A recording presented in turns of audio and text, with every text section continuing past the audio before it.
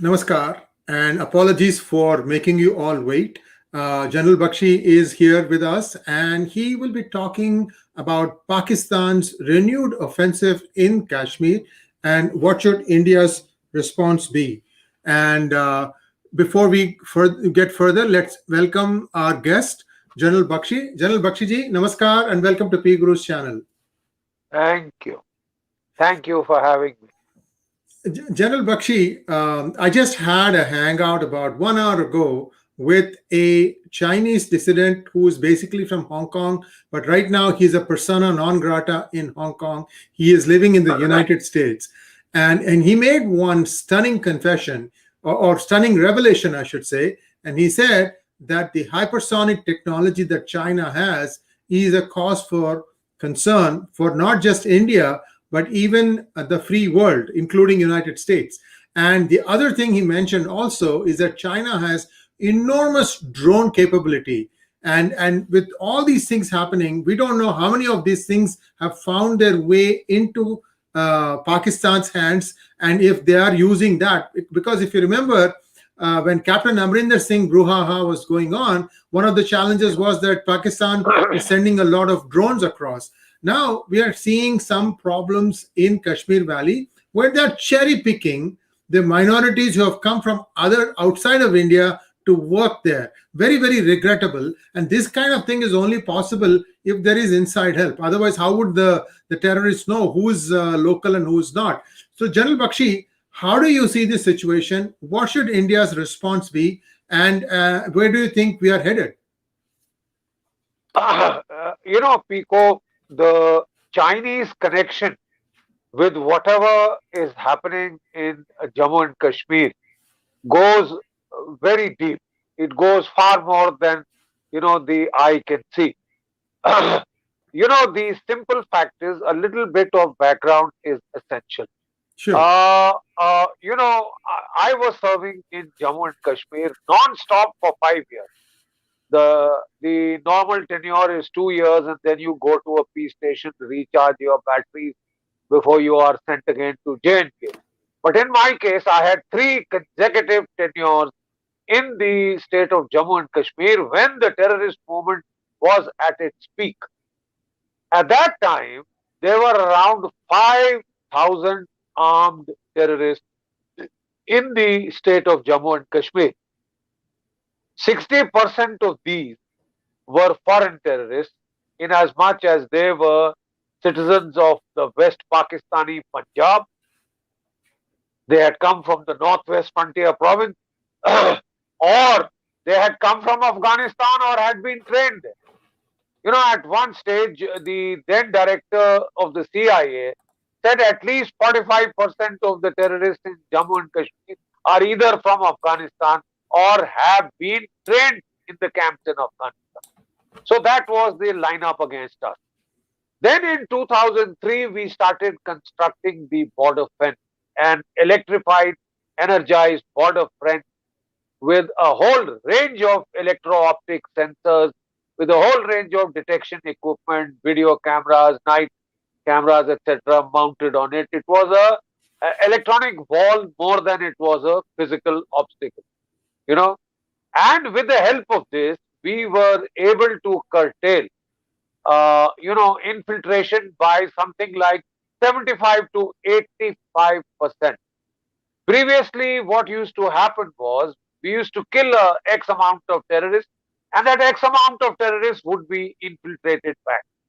With such a difficult mountainous terrain, nala, stream, what have you, it was virtually impossible to prevent, people from crossing over.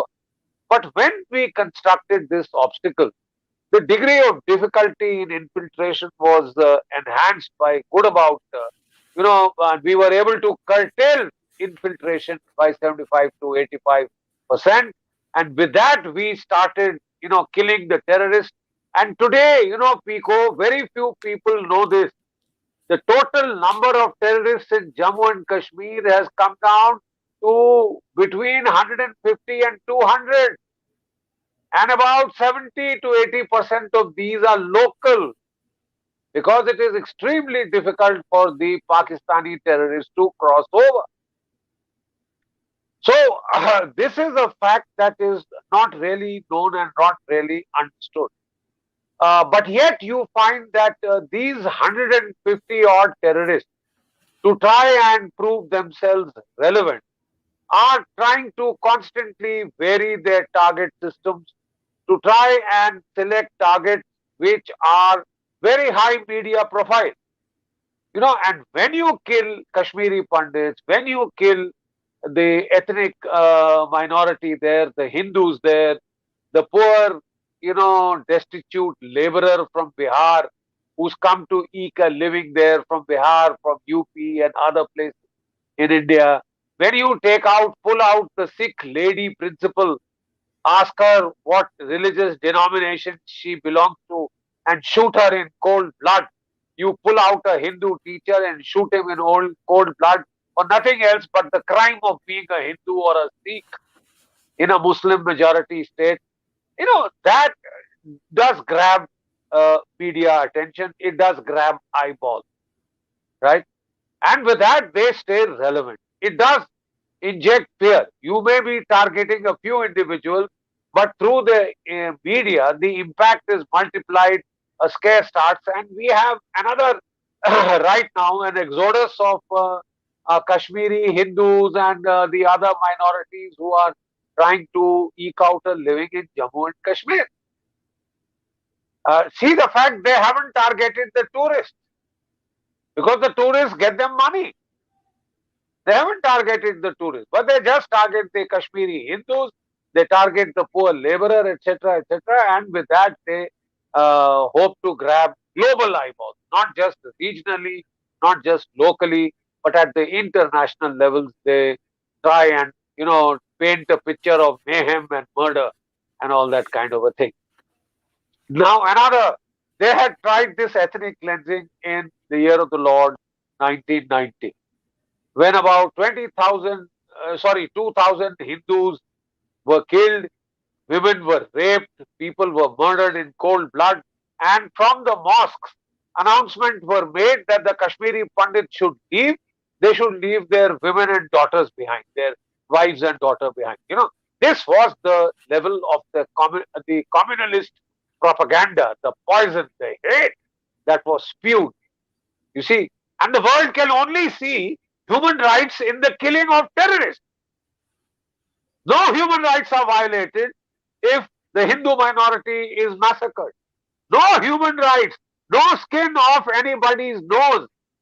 Don't forget, in Bosnia Herzegovina, in Slovakia, they tried Slobodan Milosevic and the others and sent them to jail for life.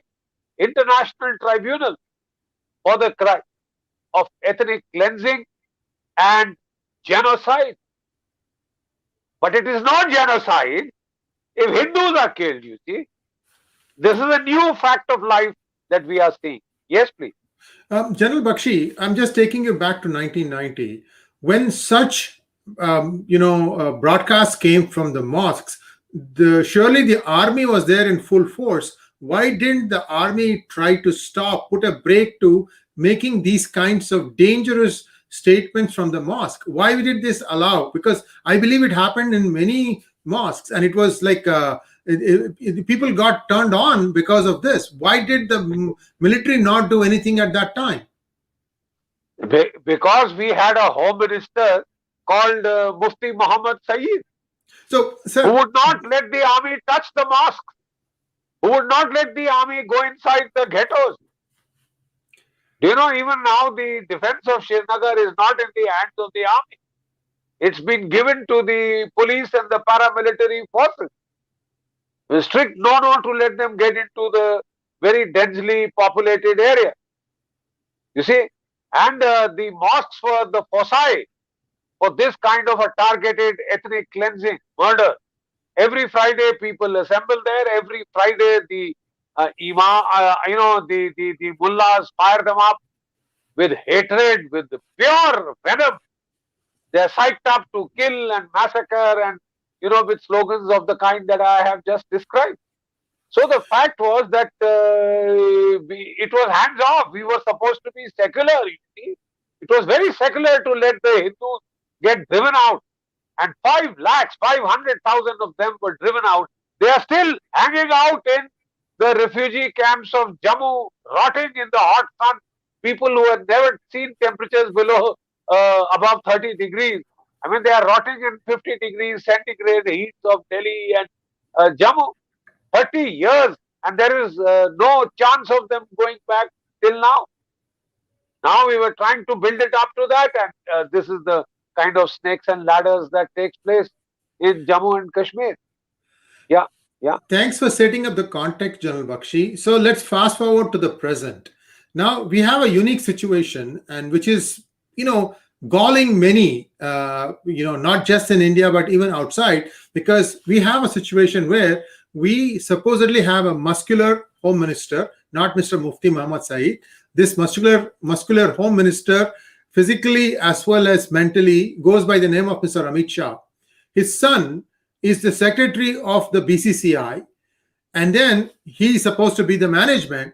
And we have this funny situation where the Indian cricket team is kneeling for something that India was never associated with, that it encouraged slavery. India never had slavery in the thousands of years of its existence. I don't know why India could have said, this doesn't apply to us, we are not going to take the knee, but they did just that. And funnily enough, the Pakistani team refused to do so. They just said, we are going to put our hand on our heart. So the question here is, it's very ironic when you see that you have a muscular home minister, his son, who is on the other side. We are seeing people are confused. So which is the real Amit Shah? Is it the one that his son is projecting, or is it the one who has actually abrogated 370? He has passed CAA. He has taken an oath in Parliament that we will die, but we will get back Aksai Chin and POK. He said all these things in the Parliament. That has a lot of gravitas. So our viewers, including myself, we are confused. Perhaps you can, help us understand what is really going on in the government's mind. Look, let me tell you that you are not the only one confused. We have a very confused Indian population today asking, where exactly are we going? Where are we heading? Why the change? Why the sudden loss of nerve? Why the loss of machismo? And let me just put these things quite bluntly, because I will not mince words. The simple fact is that, Amit Shah was the home minister, and the first act of his as a home minister was to ram that legislation through on removing Article 370. We thought it was one of the most decisive steps taken in the last 75 years. Firstly, this act should never have been put in place. And even if it had been put in by the back door, we should have thrown it out. Long ago, it was anti-national. It was violative of our national security. And do you know something? Let me give you a little anecdote. Sheikh Muhammad Abdullah, the first so-called who self-styled Prime Minister of Jammu Kashmir, later Chief Minister, he had gone to his friend Nehru and said he wanted some kind of a guarantee. Even though he was not the Maharaja of Kashmir. The Maharaja of Kashmir had signed the instrument of accession, which is legal tender for Jammu and Kashmir states' legal merger into India. Finito. All other, 556 Indian states, this was the legal tender for their merger with the Union of India or with Pakistan. So what was so special about Kashmir? When the Maharaja signed the legal tender, finito. That's it. That was the legal tender required. But, we had a liberal called Nehru, and we had a Governor General from British, who was British, anointed by the first Prime Minister of India, Jawaharlal Nehru. There were Lord Louis Mountbatten, who says, well, he signed the legal tender, all right, it is legal, all right, but not good enough for the empire. Yeah.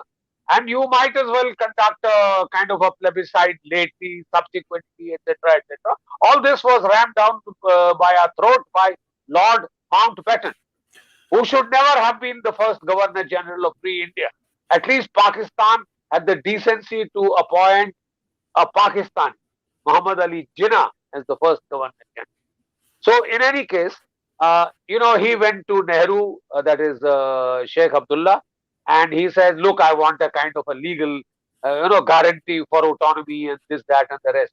So he sent him to the law minister, who was the famous Dr. Bhimrao Ambedkar.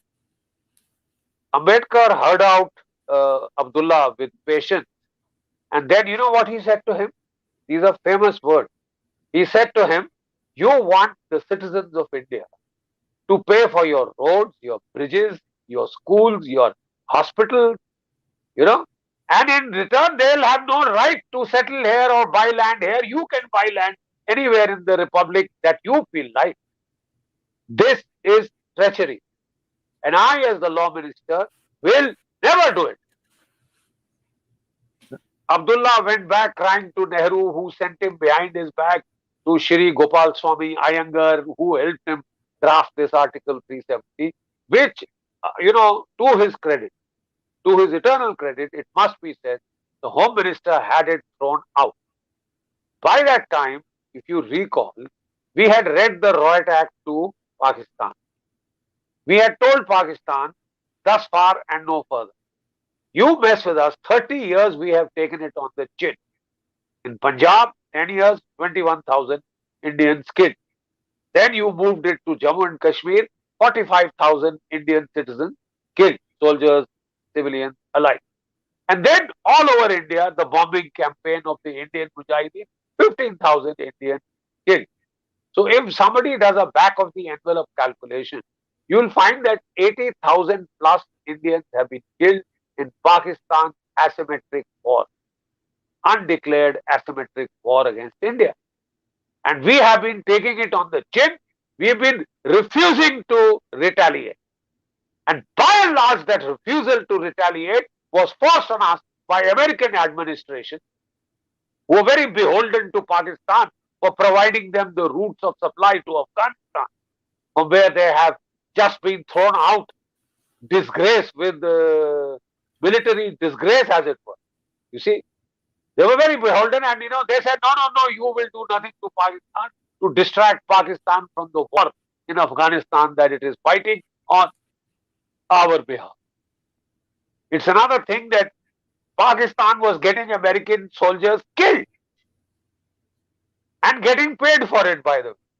Paid well, $35 billion they wrangled out of the United States, twisted its tail, and then for 8 years they kept Osama bin Laden in Abbottabad, 800 meters from the Pakistan Military Academy in Kaku. But to cut a long story short, India was not allowed to retaliate. The first time it retaliated across the line of control was in Uri, when we launched a surgical strike with our special forces about 3 kilometers inside Pakistan-occupied Kashmir, killed about 50 terrorists, 40 to 50 terrorists, and came back without a scratch. That kept Pakistan quiet for 3 to 4 months. Then again it resumed the asymmetric war in Jammu and Kashmir. Finally, Pulwama happened, 45 Indian paramilitary troopers were killed, and India now retaliated across the international border into Pakistan proper per se, not POK, but into Balakot, sent 12 Mirages deep 80 kilometers inside Pakistan and bombed the daylights out of that place. Right? This put a check on Pakistan. For 22 months thereafter, they did nothing. That was the time that when Amit Shah made bold and removed Article 370, and Pakistan could not do a fig about it, because it was now worried sick that if it does any mass casualty actions in J&K, India will retaliate across the frontier. Donald Trump fully supported that, openly supported India's right to retaliate, India's right to hot pursuit. You see, but today we have a democratic dispensation, which, in the United States, And it has gone back to its old ways that you take all the casualties that you have to by terror, you will not retaliate across the border. I mean, this is strange logic, strange pressure to put. Yes, Pico, you were trying to. Yes, General Bakshi, I may have a few answers to some of your observations about the Biden administration. First of Yeah. all, we have to look at some numbers, General Bakshi.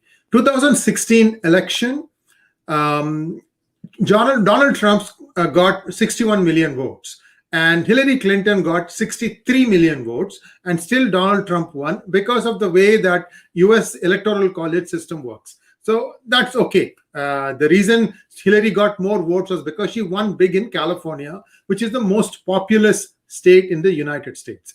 Now, fast forward 2020, there was a pandemic, sure, but if you look at the vote counts, Trump still got 60.5 million votes. So he only lost about half a million votes. Whereas Biden got 80 million votes, 80. A lot of questions were asked, how the heck could you have so many new voters come in? US population growth is not that rapid.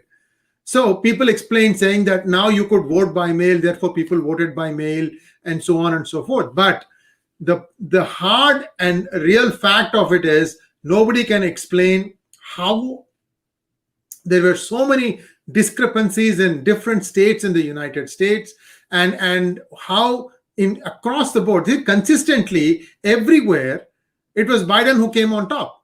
See, if there is inconsistencies, you have voters happening this way or that way, you would expect that sometimes the dice will fall in favor of Trump. It did not. So you have an administration in place right now which is fully not able to legitimize itself. Let's just leave it at that point, because no matter what they say, they are having trouble ensuring their own writ in many states. For example, in states like Texas and Florida, there's a jaw to jaw battle going on just about everything that is happening.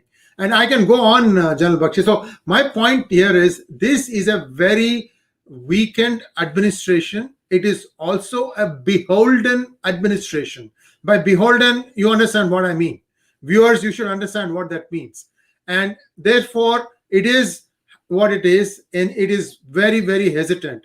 The recent hypersonic experiment that was conducted by China has literally sent shivers down the spines of America, according to an expert. And this expert has a very, very close connect with the former Secretary of State, Mike Pompeo. In US is staring at a serious problem because United States' own hypersonic technology is not as advanced as the Chinese. And they have proved it 2 times. They've tested it once in July. They tested it once in August. So you see where I'm going with this. What I'm trying to say is when you are weak, then you don't really have much of a say in many things.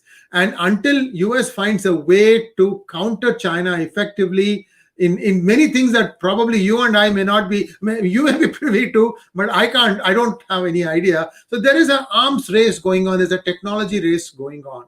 And that might explain what the US is doing. However, the fear I have, General Bakshi, is right now, whatever the terrorists have done, they have done by infiltrating or using their 150 odd people to target and kill some. What is India's response? I mean, just like Uri was responded with a surgical strike, is there a plan in India to give back a disproportionate response so that they wouldn't even think of reactivating their sleeper cells? Because there was also, General Bakshi, on the day the India lost to Pakistan, that day there was a huge arrest by the National Investigative Agency in Bengaluru of a dentist who had placed ISI, ISIS recruits with ISIS. So what I'm trying to say, General Bakshi, is what is India going to do about this? There has to be a response. Otherwise, this trickle will turn into a crowd, I'm afraid. Look, in February this year, you're talking of India's response. India signed the ceasefire agreement with Pakistan on the line of control. General Bajwa suddenly seemed to have turned a peacenik, and he, implored us for a ceasefire because we were pounding them with our heavy guns, medium guns.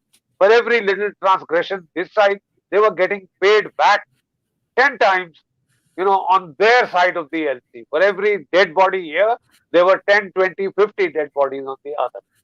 Suddenly, we were very amazed to find our government conducting a ceasefire with Pakistan. For the life of us, many of us couldn't understand the timing. It was another thing to give a reprieve to the border citizens because quite obviously citizens on both sides were getting pounded, in the retaliatory firing, etc. But there was Afghanistan about to fall. Giving a ceasefire to Pakistan at that stage virtually amounted to telling Pakistan that we are giving you a free hand to do whatever you want in Afghanistan. Don't worry about us. Don't worry about us. See, we we are giving you a free hand, virtual free hand in Afghanistan. Whatever troops you want to pull out, 11 Corps of Pakistan is tasked to operate in Pakistan occupied Kashmir in times of war. They pulled out from there 3 SSG battalion, 3 Northern Light Infantry battalion, 3 artillery regiments, 4 artillery regiments, armored regiments, what have you. Whole caboodle of forces was sent into Afghanistan to fight in Panjshir. All right. And of course, you know what they did to the Americans. And the Americans, we thought, would be livid with rage. But we realized that Joe Biden, when he had been vice president, had gone to Pakistan,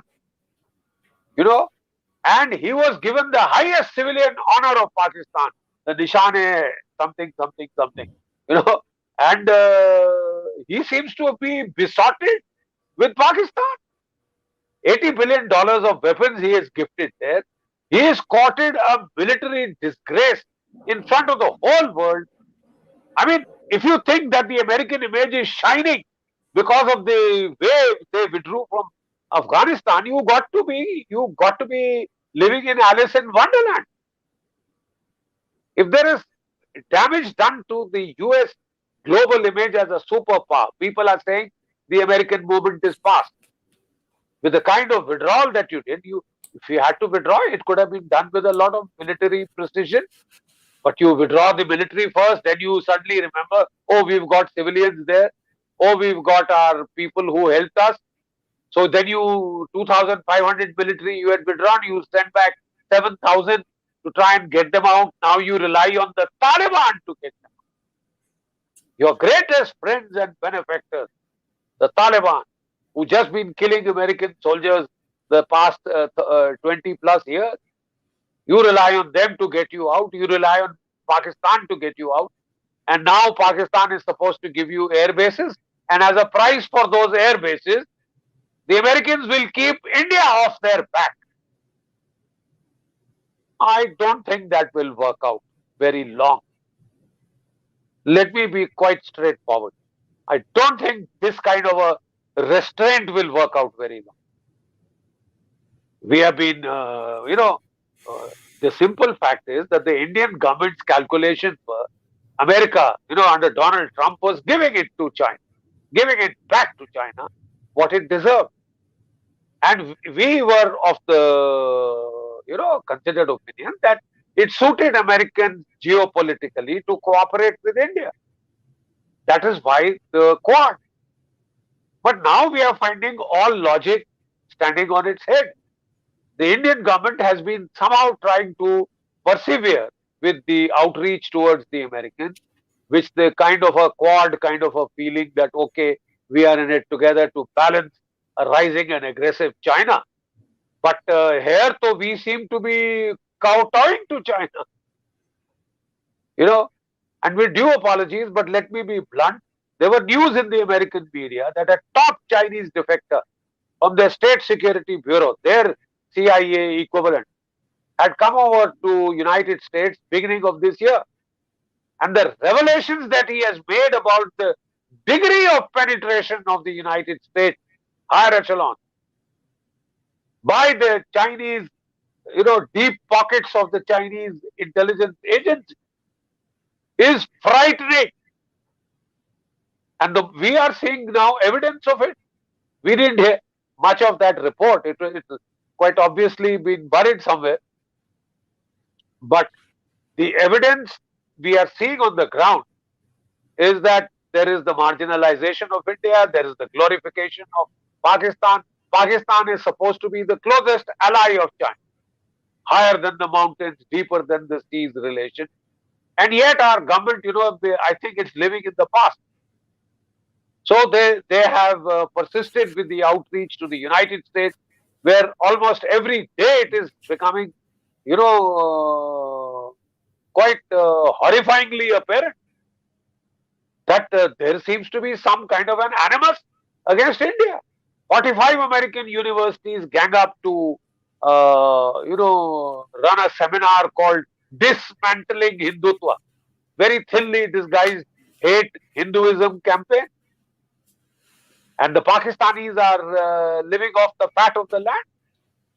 After doing all the damage possible to the United States and its reputation, they have gotten away scot-free, laughing all the way to the bank with the $35 billion they cleaned the United States out of, and they'll take more. Just wait and watch. We don't seem to have come to terms with this reality. There are still hope in some quarters in India that the India-US equation to balance China will somehow persist. But we know it for a fact that we should realize for a fact that we are quite alone. We can expect nothing from the United States. But the fact is that we don't need a damn from the United States except for your technology for which we pay. Okay? We pay good hard cash, unlike Pakistan, which wheedles it for free. Look, we are a country of 1.4 billion people. Pico, let me tell you, we outnumber the Chinese. Okay? Yes, 50% of our population is below 25. The Chinese population is aging, it's graying. They can't find their very guys to fit into their armed forces. They are based on conscription.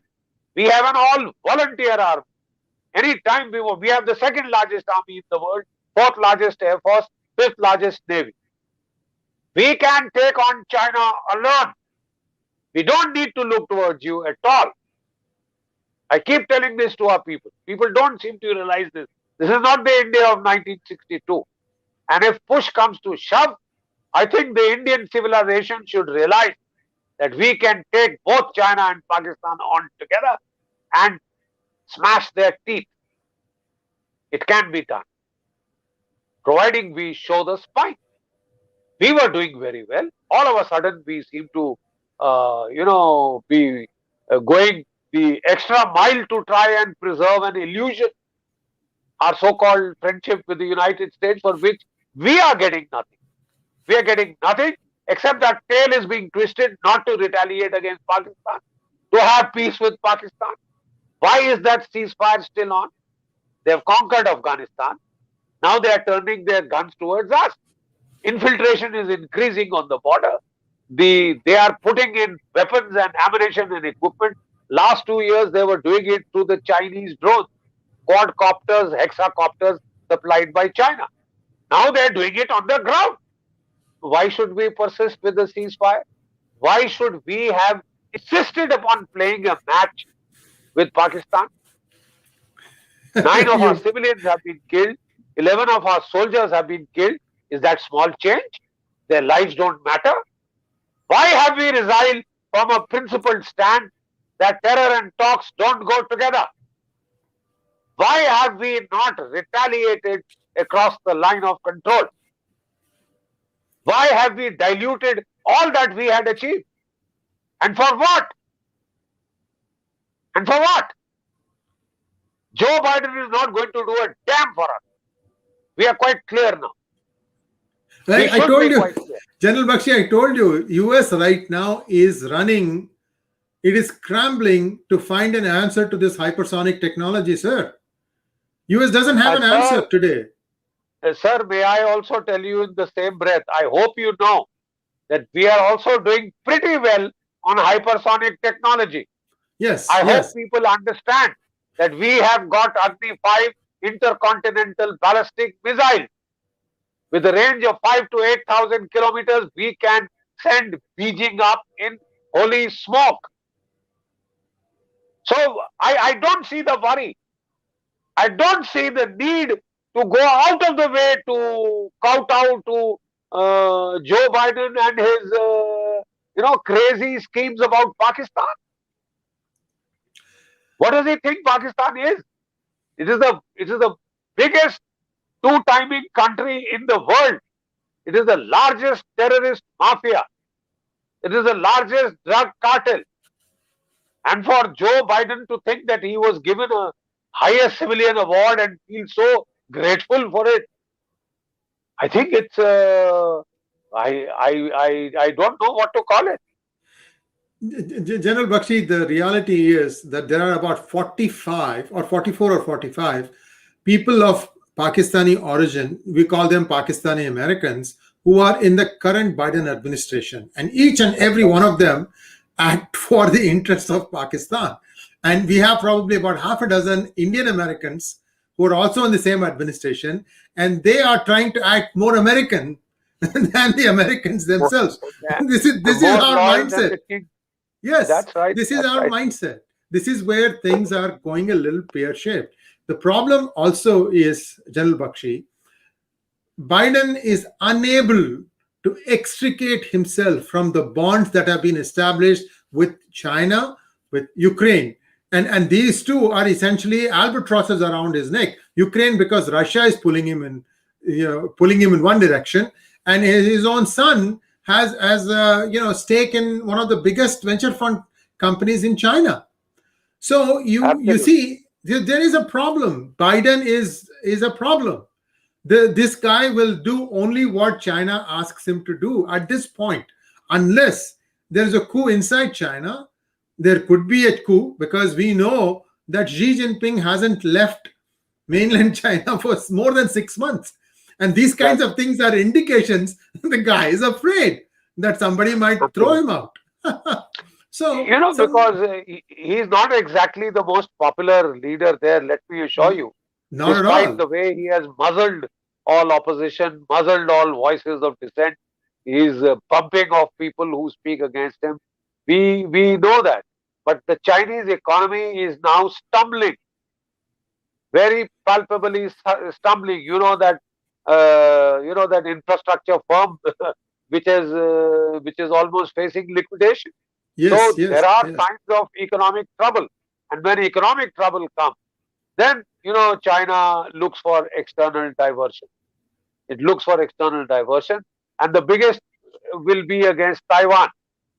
And the way the American military performance has been in Afghanistan, I'm sorry, you cannot blame people for saying that if this is the way, if this is what if the Taliban the Americans couldn't stand up to the Taliban, we don't expect them to stand up against China any which way. So it's not very edifying to hear such comments about an American superpower. And I personally feel bad because we have, our counterparts and friends in the American armed forces, and we respect them as professionals, like people like General McMaster and General Mad Mike of the Marine Corps, etc., etc. These are thoroughbred professionals. But I don't know what's happened. What's the American Armed Forces top leadership also been made to fall in line and sign on the dotted line in Afghanistan and create such a disaster? When you don't listen to your own generals, this is what happens. General Bakshi, you answered the question yourself. You said that when Mufti Muhammad Saeed was the Home Minister, he would not allow the army or the police to go touch the people spewing violence in mosques, right? The same thing, a disciplined army will always listen to the elected representative. So that's right. See, the thing is, everybody starts pointing fingers at Trump and saying, you are the guy who signed for the return of soldiers from Afghanistan, and therefore you shall be held responsible. However, if you start looking at the 14-page or a 6-page document, I'm not sure exactly, that had laid out a step by step withdrawal process. That withdrawal process was turned on its head when the You actual see, withdrawal took place. what we are given to understand from our friends in the US military is this, that there was a conditioned based process laid down in Doha. So what our colleagues, friends in the US military give us to understand, that was a conditioned based progress. You do this and then this will happen. You do this and this will happen. You comply with this. All that was thrown overboard. When he had been Vice President Joe Biden, in Obama's time, the military had been able to convince the president that it was not in our interest to withdraw. On the contrary, in Obama's time, we had the surge. The American troop level was brought up to its highest, 135,000, and to give a hit before leaving so that, we would have a safe withdrawal. That is a standard withdrawal tactic. But here they had been brought down to 2,500, and when the gentleman took over, keeping his military background in mind, he said they don't, bullshit around with me, and they better withdraw when I tell them to withdraw. So you give those kind of orders to your military, and a military in a democracy just obeys. So they withdrew those 2,500. But that is where I thought the senior military leadership stood up and pointed, rather than letting America get disgraced the way it finally happened. You withdraw 2,500 men, you withdraw the military first, leave the civilians behind, and then you realize, oh my God, the civilians are stuck. So then you send the 7,000 military back, and in a tight perimeter around, the Kabul airport. And even while leaving, we have to take 13 casualties, 13 Marines killed, 18 poor boys martyred, wounded. So I mean, it was a mess up because you had an ID fixe. I'm going to get them out. I'm going to get them out. I'm going to get. Sure, get them out by all means. That's your prerogative. But then there is a way of getting out. Leave that to the military professionals. Why should you harry them and hound them and create such a disaster for the country? It's not America shining anyway because of that withdrawal. It has cost the American global image hell of a lot. You are standing with your own allies in Europe. It's taken a big, big, big hit. And I can't seem to understand why we are still, counting upon American help in case of something happens with China. Firstly, we don't need it. We can take good care of ourselves. All that we need from the United States is technology. But they're not willing to give it to us. They're not willing to sell us F-35. Are they willing to sell us nuclear submarines? No. That's only for Australia. So, we don't need legacy fighters now. We've got money and we'll buy the best from the Russians or from the French. So the simple fact of the matter is, I see no reason for the way we are still banking upon the Americans. It is not justified by the kind of betrayal that we have faced at the hands of the Americans. They have cared one little two figs for our interests in Afghanistan. $80 billion worth of equipment you hand over to the Taliban to be handed over in turn to Pakistan. That's not a friendly act. That's not a friendly act.